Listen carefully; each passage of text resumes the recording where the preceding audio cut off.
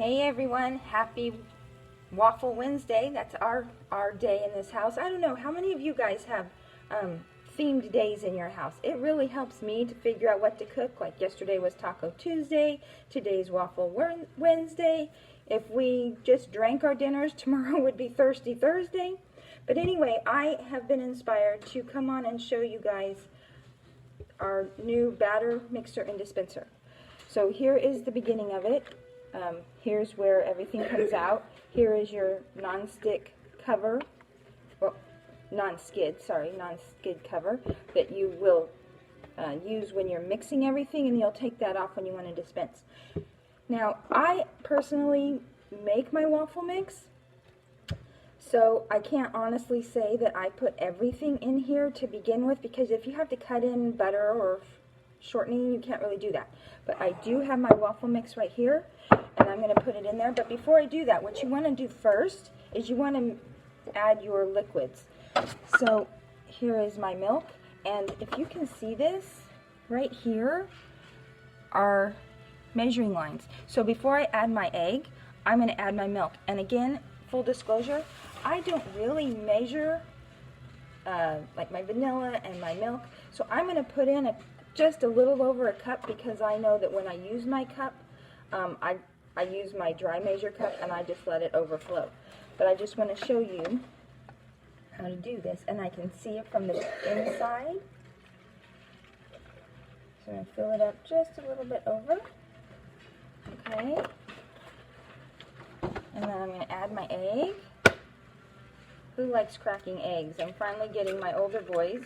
I said I had a 21 and 19-year-old. I'm finally getting them cooking in the kitchen, and cracking eggs is not something they love to do. But you can only get better if you practice, right? And then I have some vanilla, and again, I don't measure it. I think it's about a teaspoon. And then I'm going to take our mixer. And here's our mixer. See, it has these 6 plastic blades that will help incorporate everything. And I'm going to put it in here and close it, and then I'm just going to close it. Okay, now I'm going to take it off. Now again, you're wondering, you got stuff to put in there, dude. How are you going to keep that from getting your counter a mess? So I'm just going to shake it up a little bit, get things off. And then we have this cover, which is used for when you're dispensing, but I also find it very handy, whoops, sorry, when I have to take it out, so I need to add my dry ingredients. So I'm going to add my dry ingredients. And yes, this is not Pampered Chef measuring cup. I have 2 sets of measuring cups, and I just haven't given up this one yet. And it's kind of nice to have 2 sets, because when one's dirty, I don't have to clean it right away. So anyway, I'm going to add this in. Try not to make a mess.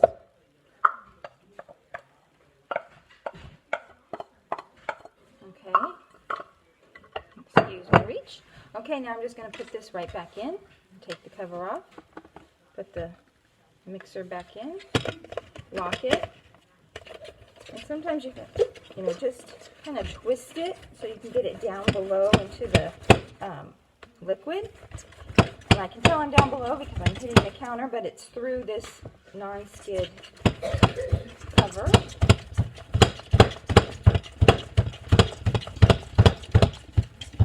And I did just over a cup of milk, and I think I got it right. But if I didn't, I would take it out, use this cover, so that I don't get everything all over the counter. Okay, so now I still have to take it off anyway, right? Because I need that cover to dispense. So if it's not just the right consistency, it's okay. I'm just kind of shaking it off, because I don't know about you, but I love to get everything. And I have to say, I recently heard this called the batter mixer and plopper, and I personally love that description, and it makes me think of an old commercial. What commercial do you guys think I'm thinking of? I'm not going to say, but tell me in the comments. So anyway, I'm going to put this back in, And you kind of want to put it in an angle to get some of the air out. Put it in, put it down, lock it. And I'm going to put it up a little bit.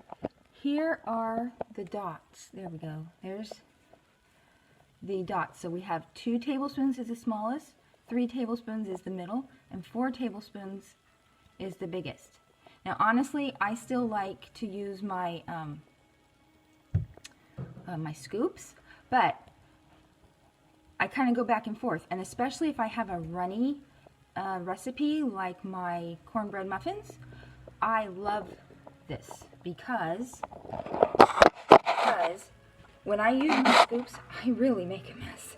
And with this, I don't make a mess. So the 3 tablespoons, the middle dot, is equivalent to the largest scoop.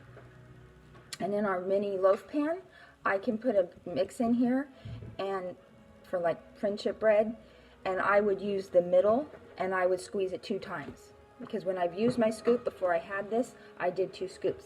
So the mini loaf pans take about 6 tablespoons and makes a really pretty loaf that you can share. And it's perfect because I make friendship bread with it, and what are you supposed to do with friendship? You're supposed to share it, right? Okay, so I'm going to come over here and I'm just going to show you how easy it is to dispense. Now, can you tell I do not have the waffle pan yet? I desperately think I need one. I'm thinking that we need to get a new waffle pan, but this is still working, so I'm going to just open it up. And since I think it's on its way out, I do use our kitchen spritzer. It's wonderful. Just pump it and spray. Because why do I want to use this kitchen spritzer? I want to use it because I used to use Pam all the time. And then I read the ingredients, and guess what's in it, guys?